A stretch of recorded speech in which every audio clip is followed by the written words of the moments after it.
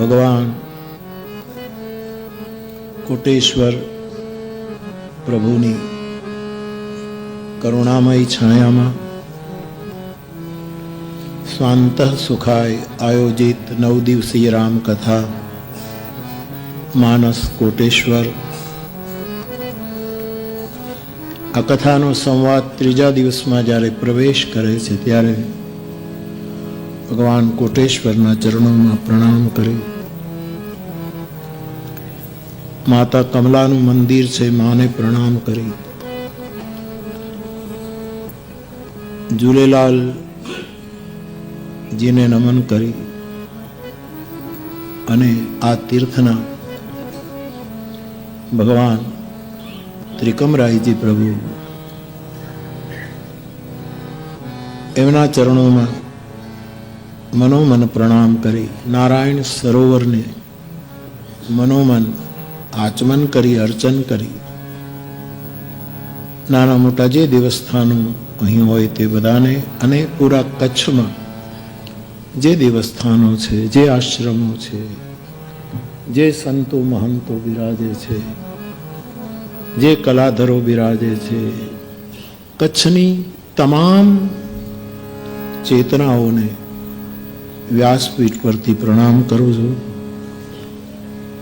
નિમિત્ત માત્ર મનોરથી પરિવાર અને આપ સૌ મારા શ્રોતાભાઈ બહેનો સૌને વ્યાસપીઠથી મારા પ્રણામ. જય સિયારામ. થોડીક વાતો જિજ્ઞાસા રૂપે મારી પાસે છે, એને યોગ્ય સંદર્ભે હું આપની પાસે યથા સમય યથા સમજ કોશિશ કરીશ. પરંતુ સૌથી પહેલાં મેં કાલે આપને કહ્યું હતું કે શ્રી હનુમાનજી મહારાજ ઈશ્વર છે, કારણ કે એનામાં 11 પ્રધાન રુદ્ર નું સંકલિત એ સ્વરૂપ છે. આમ તો કોટિશઃ રુદ્ર ભાગવતમાં લખ્યું છે, પરંતુ પ્રધાન 11 અને તેથી આ 11 રુદ્રપણું રુદ્રત્વ જેનામાં હોય એને હું તમે ઈશ્વર કહી શકીએ. એવા 11 લક્ષણો બતાવ્યા છે. મેં આપને કહ્યું હતું કે તમને ભરોસો જ હોય હું કહું એના ઉપર, પણ છતાંય હું એ લખીને લાવ્યો છું. હવે લખીને જ લાવ્યો છું એટલે પાકી માહિતી આપને કહું. શ્રીમદ ભાગવતનો 6ઠ્ઠો સ્કંદ, એમાં 6ઠ્ઠો અધ્યાય, અને એમાં ભૂલી જાઉં તો માફ કરજો 17 કે 18 બે શ્લોકમાં આ વાત લખી છે. એટલે કોટેશ્વર એટલે હનુમાન, હનુમાન એટલે કોટેશ્વર. મહાકાલના મંદિરમાં ઉજ્જૈનમાં પણ મહાકાલની સન્મુખે કોટેશ્વર મહાદેવ બિરાજે ઉજ્જૈનમાં. હા, શિવરાત્રિમાં પ્રથમ એની પૂજા થાય છે, એને હળદર ચડાવવામાં આવે છે અને મહાકાળને ભસ્મ ચડાવવામાં આવે. કોટેશ્વરને હળદર ચડાવવું એનું શ્રૃંગાર રૂપ છે અને મહાકાળને ભસ્મ ચડાવવું એનું વૈરાગ્ય સ્વરૂપ છે. આ મહાકાલના મંદિરમાં ઉજ્જૈનમાં આ સંદર્ભ પણ જે મારી જાણમાં છે હું આપની સમક્ષ મૂકું છું. ઘણી વખત આપણે ત્યાંથી પસાર થતા હોઈએ છીએ, મહાકાલમાં પણ બહુ પ્રધાન વસ્તુ ધ્યાનમાં રહે છે અને આ કોટેશ્વર જ નામ છે. ભગવાન કોટેશ્વર સુંદર બિરાજે. પહેલાં જ્યારે મહાકાલને એમ જતો ત્યારે થોડીક સમય પણ રહેતો અને ભીડ મને દર્શન કરવા દેતી, ત્યારે આ બધું મેં જોયેલું છે. હવે તો ભીડના જ મારે તો દર્શન કરવાના, અને આ ભીડ જ ભીડભંજન છે સાહેબ. ભીડભંજન મહાદેવ હોય ને, આપણે વેરાવળમાં નથી ભીડિયા મહાદેવ આપણે અહીંયા ત્યાં વેરાવળ, હા, જામનગર સોમનાથમાં છે, ભીડિયા મહાદેવ છે, પેલા વાણો બધા બને છે, ત્યાં આપણે કથા કરેલી. અને દ્વારકામાં પણ પેલા દરિયામાં એક મહાદેવ છે, એનું કંઈક એવું જ નામ છે. તો હા, ભડકેશ્વર. અચ્છા, પછી ઘણા નામ હોય શિવજીના, પણ મહાદેવ. તો આ ભાગવતજીના 6ઠ્ઠા સ્કંદમાં 6ઠ્ઠો અધ્યાય વિશાળ અને 17 કે 18 આ 2 શ્લોકમાં છે. એ હું લખીને લાવ્યો છું, આપની પાસે બોલાવું એટલે તમને પાકું પ્રમાણ, જો કે તમને ભરોસો જ હોય, પણ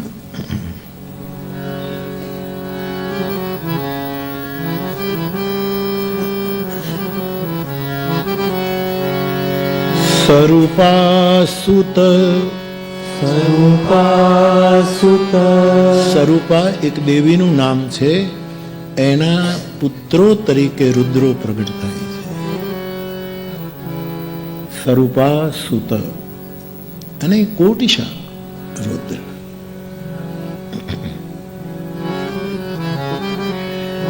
સ્વરૂપાસુત સરૂપાસુત ભૂતસ્ય ભૂતસ્ય ભૂતસ્ય ભૂતસ્ય ભાર્યા ભાર્યા ભાર્યા ભાર્યા રુદ્રાંશ્ચ રુદ્રાંશ્ચ રુદ્રાંશ્ચ રુદ્રાંશ્ચ કોટિશઃ કોટિશઃ કોટિશઃ કોટિશઃ કોટી કોટી રુદ્ર છે. મોડર્ન ભાષામાં કહેવું હોય તો જેમ કોટી કોટી ગોડ પાર્ટિકલ છે, એમ કોટી કોટી રુદ્ર છે. રુદ્રમાની અણુ પરમાણુ તોડો તોડો તોડો તોડો. અને આજનું સાયન્સ મેં એમ પણ સાંભળ્યું છે કે આપણે કહીએ ને કે અણુને તમે તોડો તોડો તોડો એટલે વધારે ઉર્જા ફૂટે, વધારે ઉર્જા ફૂટે, ઉર્જા ફૂટે. પણ આજનું ભારતીય વિજ્ઞાન એમ કહે છે કે તોડો તો ઉર્જા તો પ્રગટે જ છે, પણ જોડો તો પણ ઉર્જા પ્રગટે. શું કામ આપણે જોડવાનો પ્રયોગ ન કરીએ, તોડીને ઉર્જા ઉત્પન્ન કરવી? આ તો સાયન્સની વાત છે. સાયન્સના જે વિદ્યાર્થીઓ છે એને તરત જ પકડાશે. એને આ બધા રુદ્રોને તમે જોડો તો ઐશ્વર્ય પ્રગટ થાય, ઈશ્વરત્વ પ્રગટ થાય રુદ્રત્વ દ્વારા. એટલે કોટિશઃ રુદ્ર.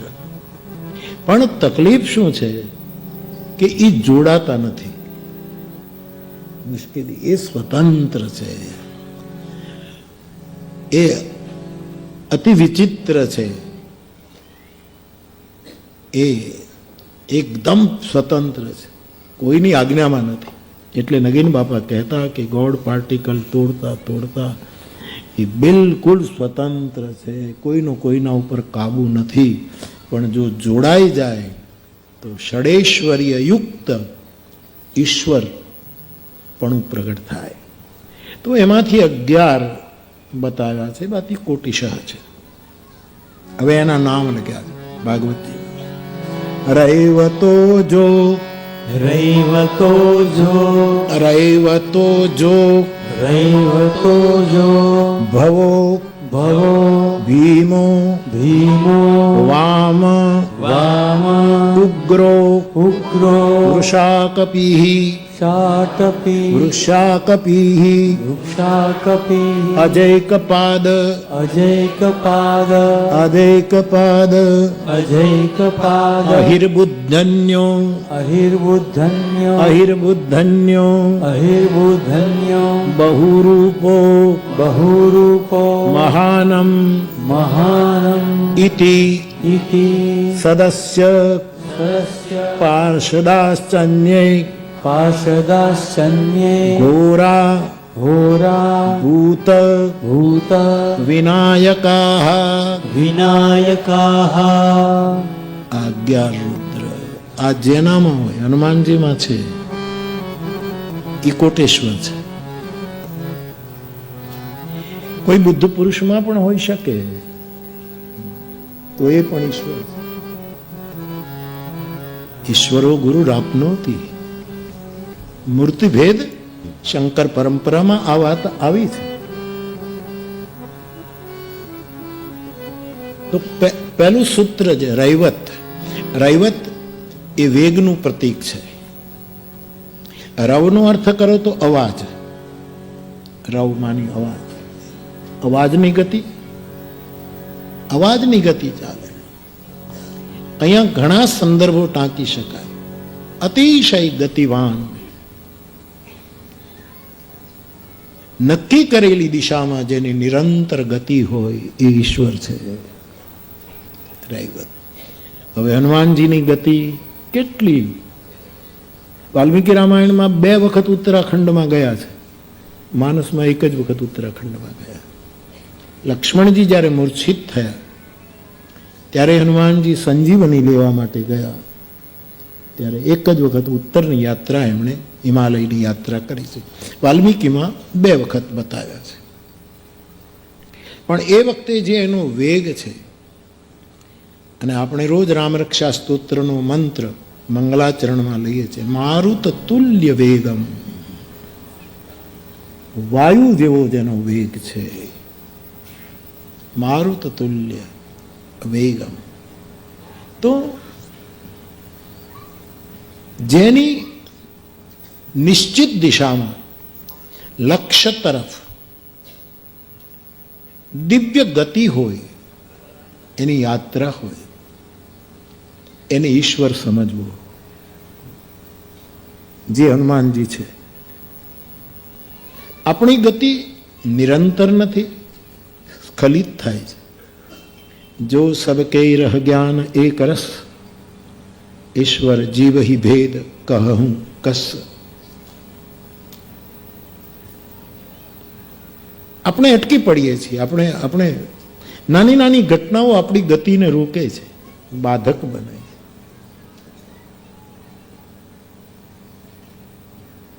આપણે સ્પીડ બ્રેકરો ઊભા કરીએ છીએ કે એક્સિડન્ટ ન થાય એટલા માટે, પણ થોડાક એવા પણ સ્પીડ બ્રેકરો છે કે જે મારીને તમારી દિવ્ય ગતિને રોકે છે, એવા પણ છે. એમાં મારા અનુભવમાં જેના ઉપર હું બહુ બળ આપું છું, રાગ અને દ્વેષ આ બહુ મોટા સ્પીડ બ્રેકરો છે. એ મારું ને તમારું ઈશ્વરત્વ જે અંદર બેઠું છે, ઈશ્વર સર્વભૂતાનામ હૃદય અર્જુન તિષ્ઠ. ગીતામાં ઈશ્વર શબ્દ કેટલી વખત આવ્યો યાર? ઈશ્વર ઈશ્વર ઈશ્વર ઈશ્વર, યોગેશ્વર, આદિ આદિ આદિ આદિ. રામાયણમાં પણ બીજા શબ્દોની સાથે ઈશ્વર શબ્દ જોડાયો ત્યારે ઘણી વખત મૂળ ઈશ્વર અષ્ટમૂર્તિ છે મહાદેવ, એટલે 8 વખત. બાકી કેટલી વખત છે? તો આપણી ગતિ તૂટે છે. એક વાર્તા મેં તમને ક્યારેક કથામાં કહી છે, પાછું કહું. રમેશભાઈ સંભળાય છે? ઓલું આમ નાખ્યું છે ને કામ તો રાખ છે.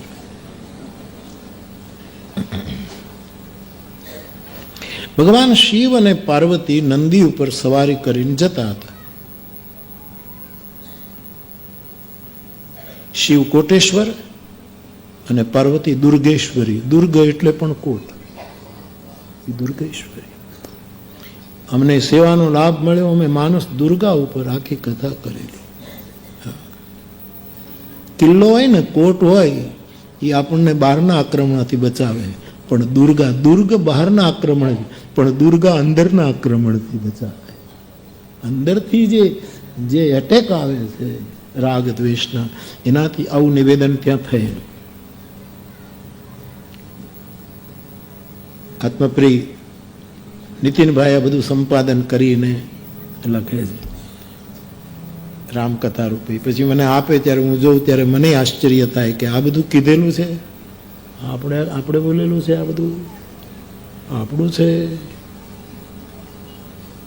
એવું બધું લાગે. એનું પુસ્તક મને આપે ત્યારે હું જોઉં, પછી મને એમ થાય કે ઓ વાહ વાહ, એવું લાગે. વિનોબાજી કહે ગુણ દર્શન પણ કરવું, ગુણ કીર્તન પણ કરવું, ગુણ બીજાના હોય એનો સ્વીકાર પણ કરવો, આપણા ગુણોનું રક્ષણ પણ કરવું. વિનોબાજીની શબ્દ સૃષ્ટિ ગુણ ગુણ લઈ લઈને એ કહે છે વિનોબાજી. તો શિવ અને પાર્વતી નીકળ્યા છે.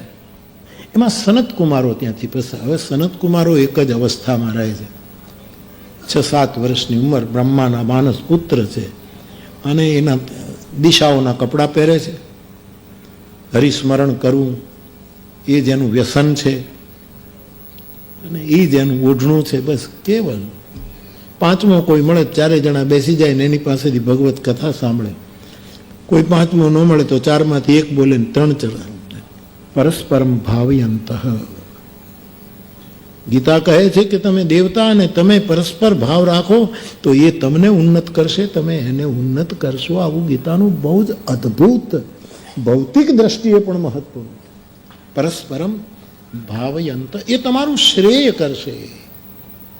ગીતાકાર કહે એ કલ્યાણનો માર્ગ છે. તો મસ્તીમાં હતા, એને ખબર ન પડી કે જગતના માતા પિતા શિવ અને પાર્વતી નીકળ્યા છે, એટલે એ લોકો એમને પોતાની મસ્તીમાં નીકળી ગયા.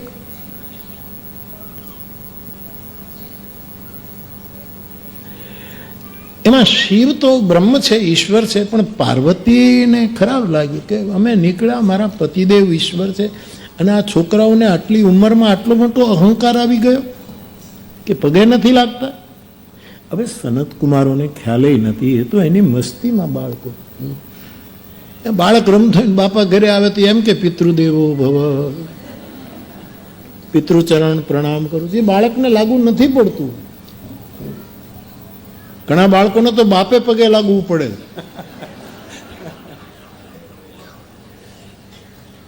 પતિ ઘરે આવે એટલે પત્ની એમ કેવું પતિ દેવો ભવ, નહીં નહીં, આપણે કેવું પડે. કોઈકે કહ્યું કે કુંભમાં આટલા બધા લોકો જાય છે, સારું છે, મહાકુંભ છે, અને બધા જાય છે ને અદ્ભુત થઈ રહ્યું છે. ના સમજ લોકો ટીકા પણ કરે છે, એની વાત છોડો યાર.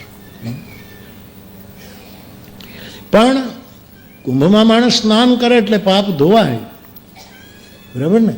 એટલે કોઈ કેવળ એવું કીધું કે ભીડ છે ને તબિયત બરાબર ન હોય ને વાહનની વ્યવસ્થા ન હોય ને ત્યાં ઉતારાની વ્યવસ્થા ન હોય અને પછી આટલા કિલોમીટર સુધી ટ્રાફિક જામ હોય અને છતાંય પાપ ધોવાય એવું કરવું હોય તો પત્નીની પાસે પાપ ખોલીને કહી દો, એટલે પાપે ધોઈ નાખશે ને તને ધોઈ નાખશે, બેયને ધોઈ નાખશે. જેમ જેસલે કીધું એમ. આ તો આ કુંભ સ્નાન છે સાહેબ. તમે પ્રયોગ કરો, ન ધોઈ નાખે તો પછી મને કહેજો, આપણે બોલવાનું બંધ કરી દઈશું. આ વસ્તુ આપણે નહીં કહીએ. એટલે તોરાદે કહે છે જેટલા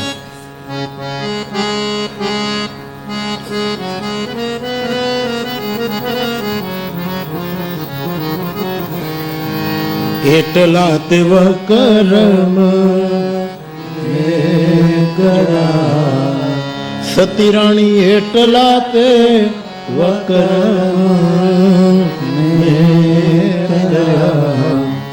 તોરા દે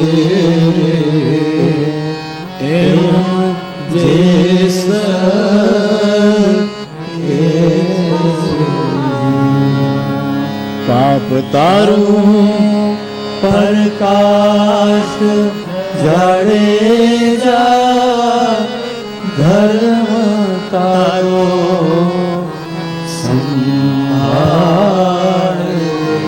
તારી બેલડીને બુડવા નહીં જાડે જા એમ તો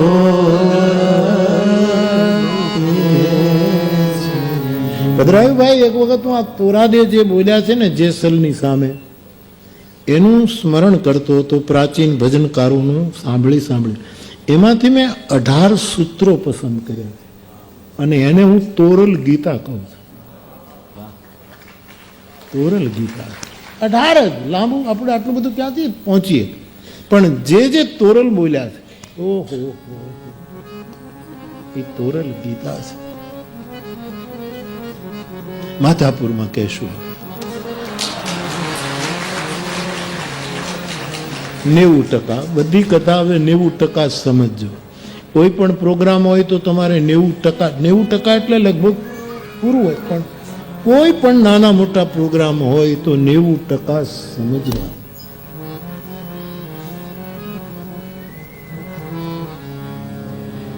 તો ઘરમાં કુંભ સ્નાન થઈ જાય.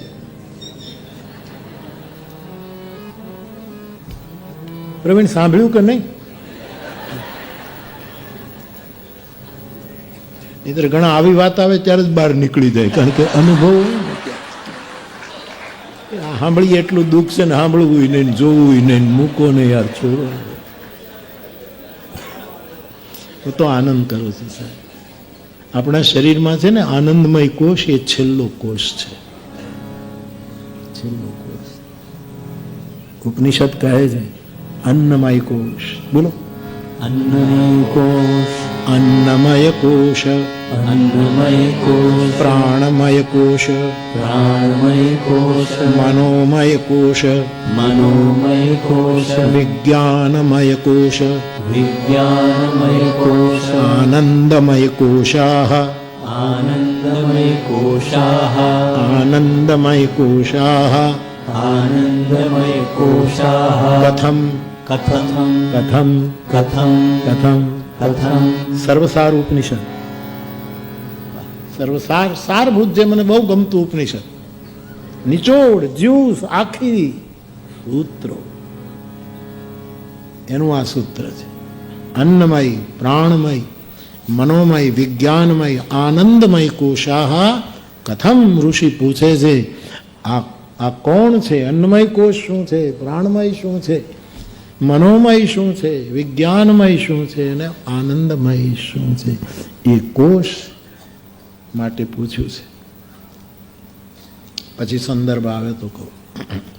તો બાપ, આ પાંચેય કોષને જેમ જેમ કોબીજ તમે લો અને એની પડતો ખોલ્યા કરો, નીકળી જાય, બીજું પાનું નીકળે, એવી જ રીતે આપણી કસ્તુરી,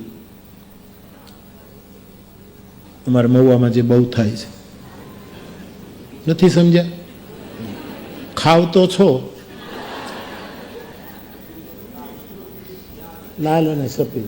લાલ પણ હોય છે અમારે મહુવા તરફ, સફેદ પણ. સફેદ છે ને બહુ તીખી હોય. ઘણા સફેદ કપડામાં બહુ તીખા હોય છે. આંખમાં પાણી આવે. સફેદ જે છે આ, એમાં આંખમાં તમારે પાણી આવી જાય. બહુ જ એટલું બધું. જે ઓલું હોય ને એ જરાક શું કહેવાય, આપણે રાહી નથી, એ બહુ રાહી નથી એવું. તો જેમ એને આપણે પાંદડા ખોલતા જઈએ, એક એક પરત ખુલે છે, એક એક પરત ખુલે છે. એમાં પાંચેય કોષ, અને એ પણ ઈશ્વર તરફ સંદર્ભ લઈ જાય. આ તો વાત આવી ગઈ એટલે આ પાંચેય પરતો જે ખોલી નાખે અને બહાર નીકળી જાય એ ઈશ્વર. કથમ, એના જવાબમાં આ વાત આવે. આપણું અન્નમય કોષ એટલે આ શરીર. આ શરીર અન્નથી બન્યું છે. માં ભોજન કરે ને આપણો પિંડ બંધાય. અન્નમય કોષ છે.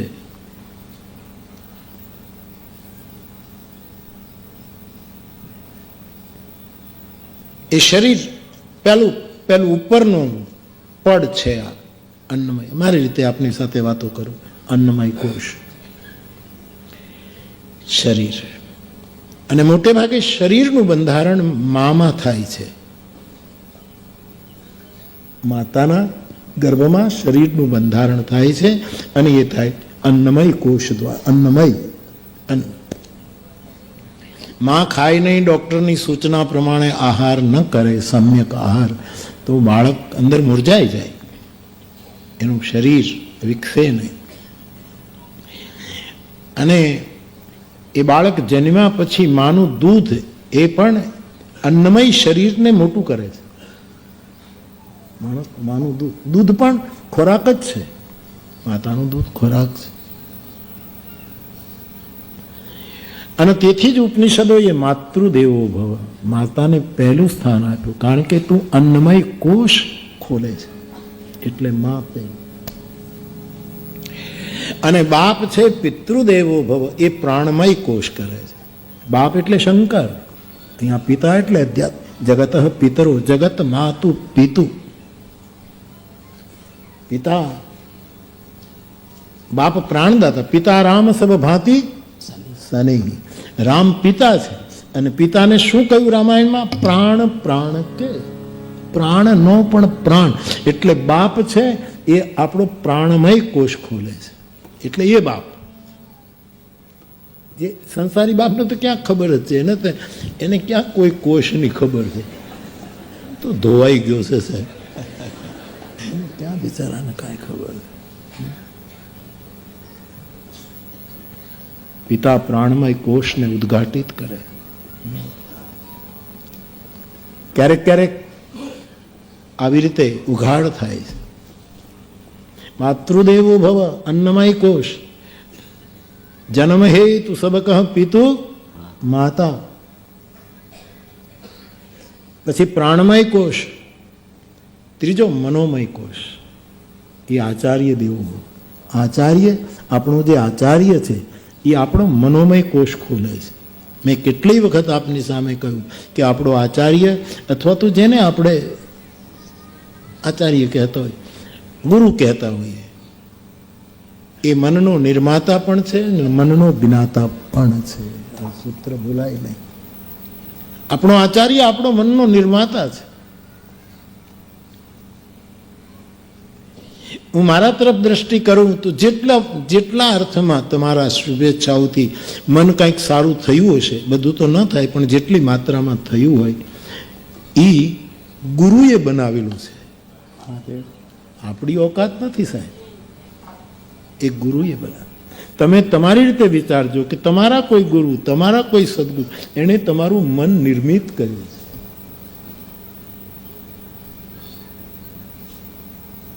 આચાર્ય મનોમય કોષ સુધી મને તમને પહોંચાડે.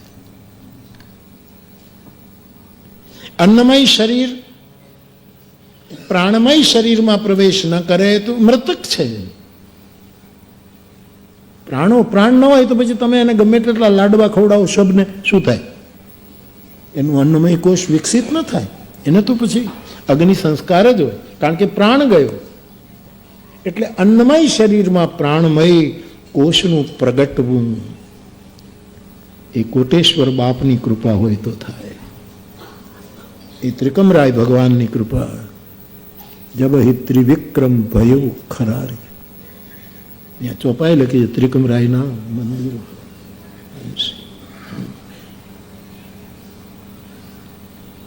આચાર્ય આપણું મનનો નિર્માતા છે. એ આપણું મન બને.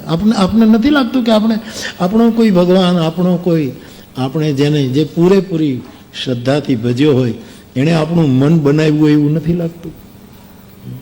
આ કાલે મારો મોહનલાલ કહેતો હતો. મોહનલાલ ક્યાં બેઠો છે?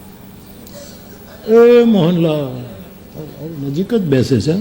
ઠીક છે. એ કાલ કહેતા હતા કે આ નારાયણ સરોવરની ભૂમિ એ મારા માટે બહુ જ મહત્વની છે કે પહેલી વાર અમે બાપુની સેવામાં અહીંથી જોડાયા. અને એનો તમે જુઓ મનોમય કોષ કેવો શાયરી કરવા માંડ્યો, શેરો લખવા માંડ્યો, સૂત્રો લખવા માંડ્યો, અને કેવું ઘણું કેવું સરસ લખે છે. કાલે એનો પ્રોગ્રામ હતો સાંજે.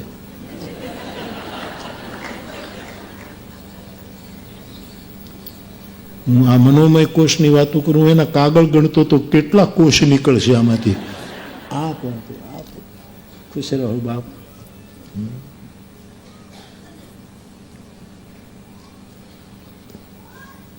અંદરની એક કાયા છે મન.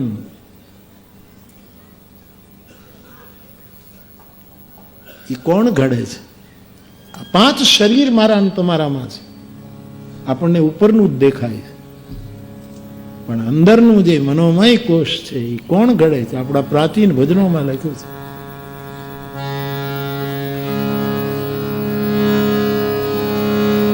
જોગી મારો કાયાનો ઘડના, એવો જોગી જો મળશે તો અમે જીવશું. આ બધા પ્રમાણો છે. વેદવાણી પણ પ્રમાણ ગણાય, લોકવાણી પણ પ્રમાણ ગણાય, અને સંત વાણી તો, સાધુ વાણી તો બધા કરતા મોટું પ્રમાણ ગણાય.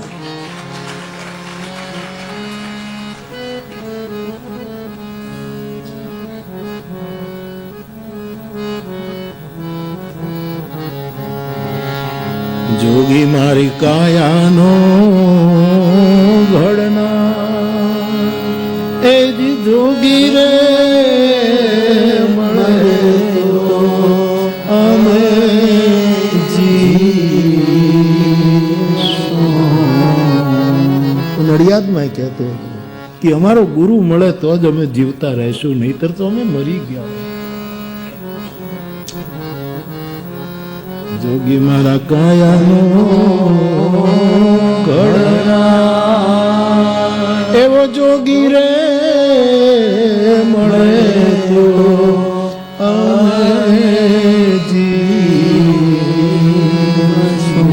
નહીતર છોડું મારા પ્રાણ.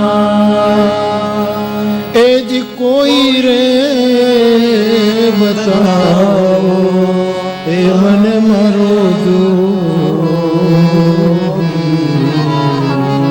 એ જ કોઈ રે બતાવો અમને જોગી. તો આચાર્ય એ મનનું જ્ઞાતા અને મનનું નિર્માતા, એ આપણા મનને જાણે છે. એવા પહોંચેલા મહાપુરુષો જાણતા હોય, આપણા મનની બધી જ ગતિવિધિની એને ખબર પડે. આપણા મનની ગતિવિધિની એને ખબર છે. એટલા માટે ક્યારેક આપણું ધારેલું બહુ મહેનતપૂર્વક આપણે લક્ષ્ય સાધ્યું હોય કે મારે અહીંયા પહોંચવું છે, અને છતાંય આપણા મનનો એ જાણતલ જોશીડો તમને ત્યાં પહોંચવા ન દે, કારણ કે એને ખબર છે કે ત્યાં પહોંચવામાં તારું હિત નથી. આપણે ત્યાં બહુ અનિલ જૂની વાર્તા છે બેટા, કે એક રાજાએ પોતાની રાણીના પ્રેમને લીધે એક ચિત્રકારને કહ્યું કે તું એક સુંદર ચિત્ર બનાવી દે, હુબહુ આમ ચિત્ર બોલતું હોય એવું મારી રાણીનું ચિત્ર બનાવ, જેટલા પૈસા લેવા હોય એટલા લે. રાણીના અનેક પ્રકારના એના તસવીરો, એના ચિત્રો આ ચિત્રકારને આપવામાં આવ્યા. બહુ અભ્યાસ કર્યો, આ રીતે જોયું, આ રીતે જોયું, ઊભા જોયા, બેઠા, એના શરીરની તમામ અદાઓ એને બધું માપ્યું, એને આ કર્યું, બધું. પછી કીધું કે 10 વર્ષ થાય આ ચિત્ર બનાવતા, તમારી તૈયારી હોય તો. અને રાજા કબૂલ થયો. 10 વર્ષ ભલે થાય, પણ આમ જ કે બાપુ તમે ભૂલી જાઓ, એ ચિત્ર મૂકું તમારા રાણી ઉભા હોય તો તમારી રાણીની સાથે વાત કરવાને બદલે તમે ચિત્રની સાથે વાત કરવા માંડો, આવું બનાવી દો, જે ખર્ચો થાય લઈને, જે સમય જોઈએ તે. અને આદમી બેસી ગયો. 10 વર્ષ થયા, પોતે પ્રાણ હોમી દીધો અંદર. 10 વર્ષે ચિત્ર તૈયાર થયું. એમાં એના 2-3 મિત્રોને એને બોલાવ્યા કે મારા 10 વર્ષની તપસ્યાનું આ ફળ છે, મારી કલાનું આ પરિણામ છે, તમે જરાક જો આવો તો. 3-4 એના મિત્રો, નહીતર બંધ ઓરડામાં રાજાને પણ આવવા નહોતો દેતો. પછી ચિત્ર તૈયાર થયું એટલે એને સરખી રીતે જોવા માટે મિત્રોને લઈ અને એ ચિત્રને લઈ અને નગરની બહાર એક જમીન છે અને પછી એક મોટી ખીણ છે, ત્યાં એનું સ્ટેન્ડ બનાવી અને એના ઉપર ચિત્ર મૂક્યું છે. મિત્રો એને સૂર્યના પ્રકાશમાં નિહાળે છે. પણ અદ્ભુત 16 શણગાર ચિત્રો. આપણે ભદ્રભાઈ જયમાલભાઈ પરમારે હું એનું એક પુસ્તક વાંચતો હતો. એમાં એણે મેં લખી લીધું છે, હું તમને કહું. એમાં એણે સ્ત્રીઓના 16 શણગાર બતાવ્યા છે, લોક બોલી, અને પુરુષોના 16. સંસ્કૃતમાં તો છે જ, માનસ પિયુષમાં લખ્યા છે. સંસ્કૃતમાં 16 શણગાર, માતાના 16 શણગાર કેમ? વાલી વીજળીને કેમ લાગી વાર, હું તો સજવા બેઠી હતી શણગાર. આવા ભવાઈના ગીતો આવે છે. હાલો.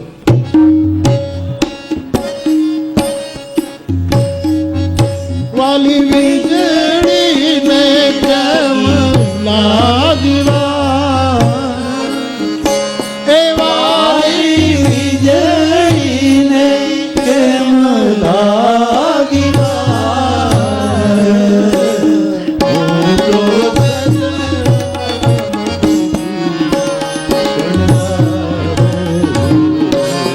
હું તો સજવા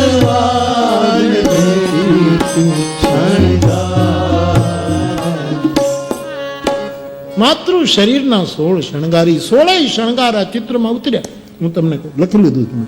મને સારી વસ્તુ મળે ને તો લખી લઉં છું, હું તમને આપું. જો સુખ વેચવાથી વધે અને દુઃખ વેચવાથી ઘટે. મને કોઈ પૂછે તો તમે શું કામ કથા કહો છો? શું કામ? હું જેટલી કથા વેચું છું એટલું મારું સુખ વધે છે. તમે જે વસ્તુ વેચો એટલું વધશે. રમેશભાઈ, તમે ધન વેચો તો ધન વધશે.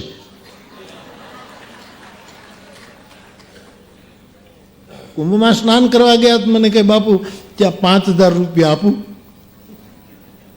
પણ આનંદ એવો આવી ગયો રમેશભાઈ, 1 લાખ આપીને આવ્યો. મને પૂછ્યા વગર તો 1 પૈસો તમારી કોઈની તાકાત નહીં લઈ શકો આની પાસે, કોઈની તાકાત. એની પોતે જ કહે છે હું કોઈ ના આપું.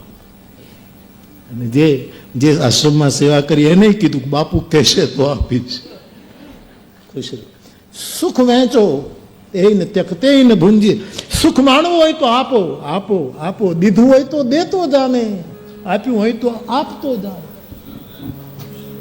અને દુઃખ જેટલું તમે વેચો એટલું ઘટવા માંડે. સાહેબ, કોઈ મિત્રને કહી દો ભાઈ મુશ્કેલી આ છે, આ તકલીફ છે, આ ધર્મ સંકટ છે, આ પ્રાણ સંકટ છે, આ પરિવાર સંકટ છે, આ સામાજિક, આ રાષ્ટ્ર, એ જેટલું, આ એક બહુ જ અકાટ્ય સૂત્ર છે. આપણે છે ને દુઃખ વહેંચતા નથી, એકલા હોવાય છે.